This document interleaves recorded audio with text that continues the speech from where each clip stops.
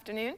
Dave will have more in just a little bit, but first, a Washburn business was chosen to receive a community donation in the annual DNR stamp contest is coming to a close in Wisconsin. All that and more as we take you around the Northland, city by city.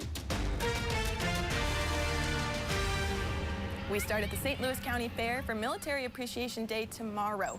Gates open at 3 in Chisholm, and admission will be free for veterans and those currently serving. Additionally, parking will be reduced to only $2. From 3 to 7, veterans can also stop by the Resource Fair, hosted by Beyond the Yellow Ribbon, to learn more about community resources. There will also be bags available to the first 100 visitors. At 5 p.m., there will be a History in a Pint presentation for all to attend. Next, we head to Washburn, Wisconsin, where a local organization recently awarded $10,000 to an area business. The 100 Who Care Ashland and Bayfield chapter chose the club in Washburn for the grant. The club says they plan to put the money towards staffing. The 100 Who Care are a group of 100 members that each donate $100 and give the money to one organization to maximize the impact of their donations. And we wrap up in Wisconsin, where the DNR is taking entries for an annual contest. Artwork is still being accepted for the wild turkey, pheasant, and waterfowl stamp design contest. Artists from across the state are invited to apply.